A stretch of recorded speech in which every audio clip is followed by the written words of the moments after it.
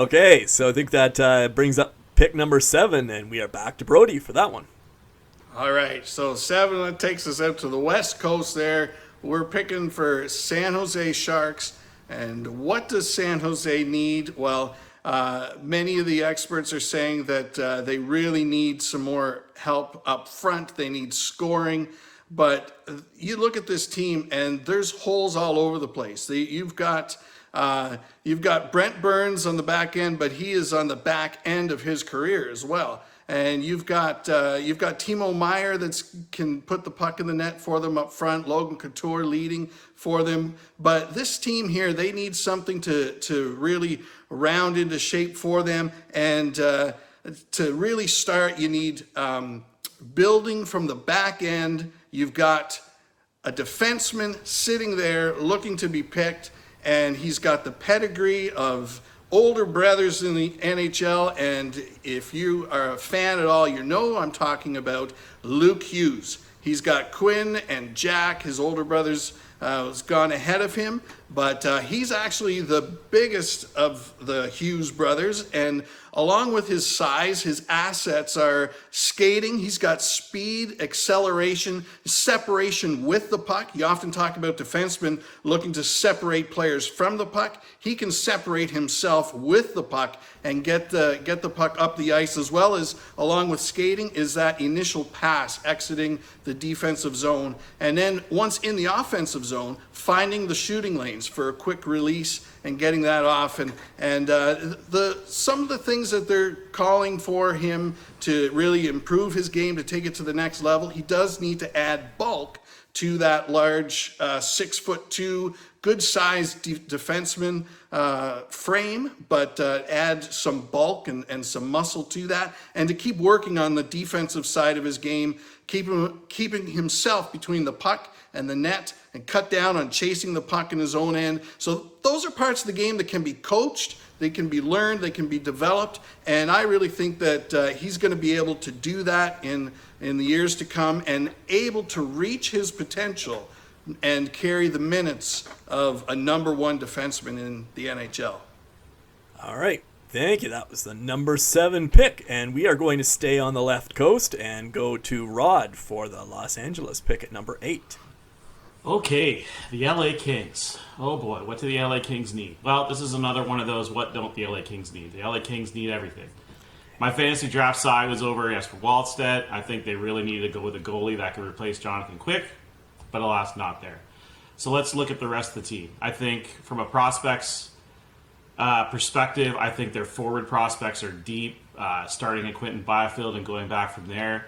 When you look at defense, they do have some prospects that you look at and you like Thomas Bjornfoot, Cal Clegg. But you've got, after that, you're talking about Sean Walker and Mikey Anderson, not instilling a ton of confidence for the future. And you've got Drew Doughty, who is undoubtedly, a Hall of Fame defenseman, but again, on the downward side of that career. And I think defense is the way they need to go. So with that being said, LA is going to take Simon Edvindsson from Frölunda. Simon's a 6'5", 205-pound defenseman, something that all teams, that Hedman size that everybody, really covets. He's an elite skater, excellent with regards to edge work and maneuverability, and better than average speed, especially for a guy that's 6'5", 205, and he's probably going to gain another 10, 15 pounds once he gets to the league. He's more of a passer than a shooter, but he's got soft hands. He's a great passer. His biggest area of opportunity is his defensive positional awareness, and he has at times shown he struggles to stay focused for that full 60 minutes. Sometimes you feel like after 40 minutes he's kind of given it his all. But with his size, with his skating ability, people have compared him to Hedman. I think that may be a little strong right now. But like most kids at this age and kind of where we're drafting, he's probably 3-4 years away from being a top 4 defenseman. Again, that's okay. LA will be okay with that, I think. And this is, I think, that ultimate high-risk, high-reward pick. If he turns out to be what they think they'll be, he'll be incredible for a long time. So we'll go with Simon Edvindsson here. Okay, for our next pick, we're with Vancouver, and we're going back to Paul. Well, first of all, I'd like to say that Rod made a great pick with Simon Edvindsson for LA. I think Edvindsson kind of models himself after a guy like Zdeno Chara, who took forever to develop, but then became one of the best defensemen of his era. And you see that with these big guys, it takes them a bit longer to develop. Hedman was one. I think Moritz Seider in Detroit will be another. So I think that's a great pick for LA if they get him there, whether he lasts that long. Anyway, on to me. I'm doing Vancouver, and I think Vancouver needs to make a splash. There's talk that Elias Pettersson could be given an offer sheet, and whether Vancouver can match or not, it's all up in the air right now. But whether that ever comes to fruition, we don't know. They've got some pieces there. They've got Bo Horvat. They've got Brock Besser. They've got Quinn Hughes on the back end. This is a team that is coming along. Niles Höglander's coming. But I still think they need to. If I'm building that team, I'm building it for excitement.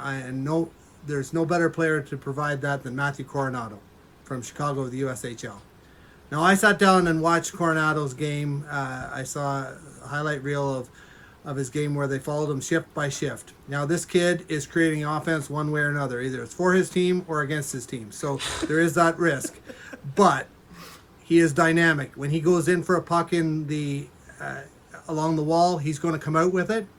He does try to do a little bit too much himself, but there's no shot that he's afraid to take, and he goes twice as fast towards the opponent's net than he does towards his own net. So that is going to have to be ironed out in his game.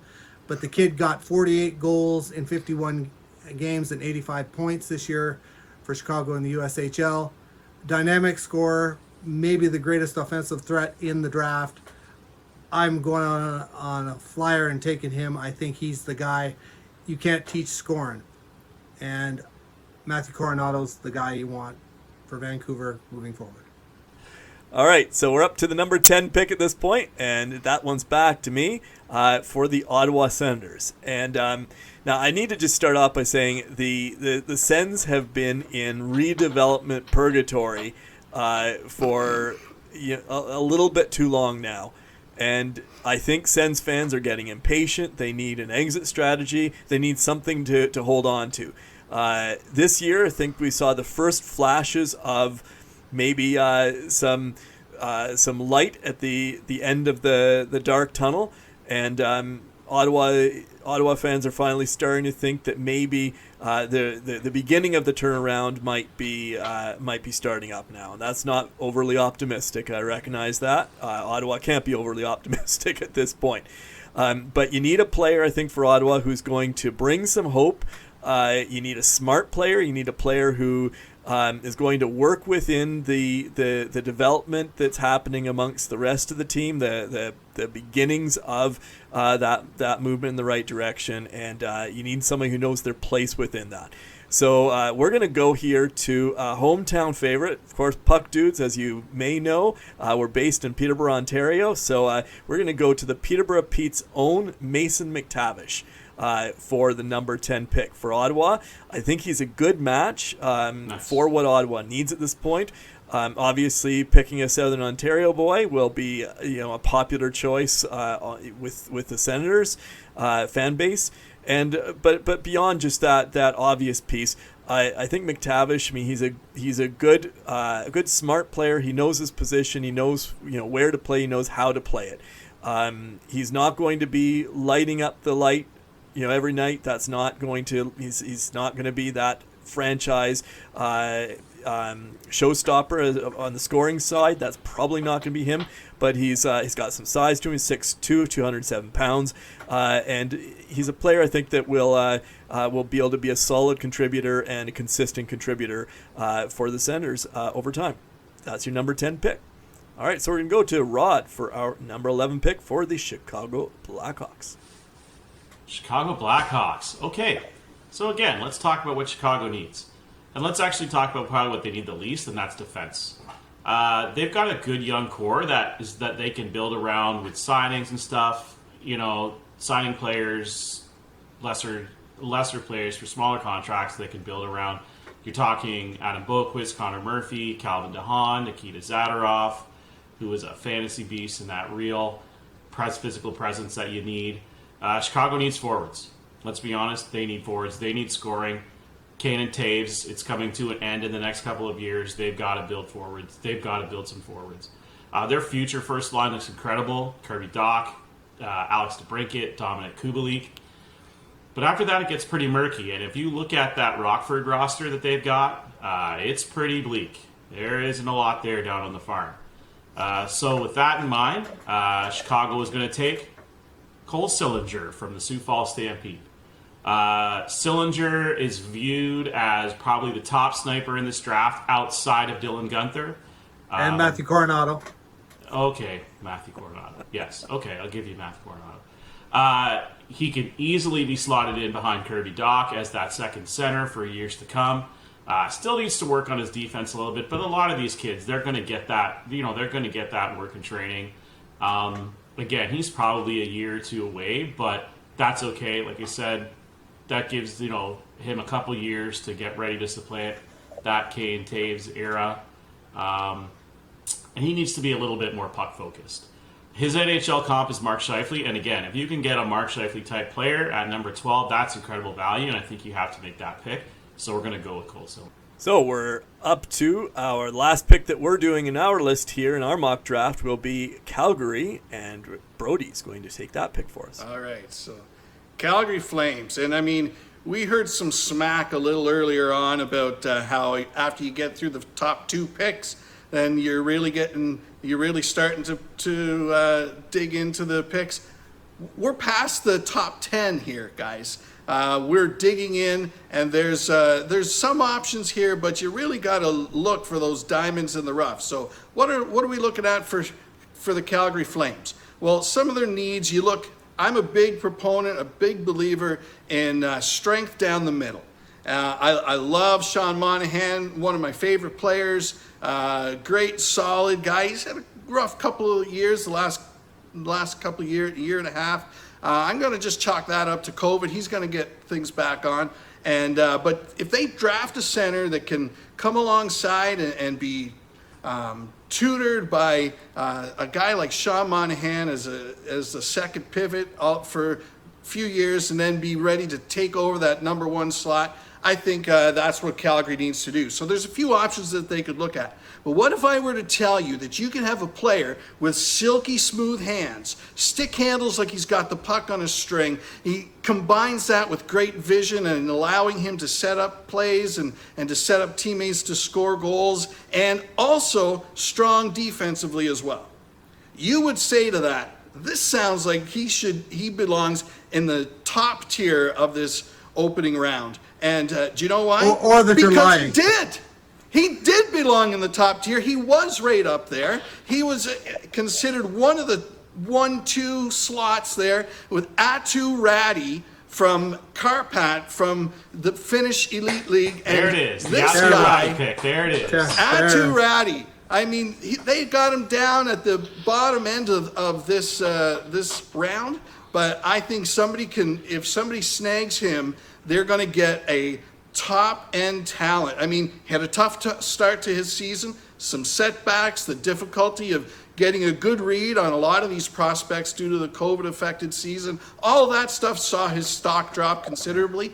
But he was playing against older, stronger competition in Finland's top men's league, and he did play much better hockey as the season went on. He's got a strong defensive game, as I said, and the knock on him is he's got to get stronger in the middle of the ice. He's got to go to the middle, and his play is all around the perimeter. But if he can add That's right. driving Now to the you're middle of the talking. ice aspect to his game, he has the potential to be a real difference maker for the Preach it.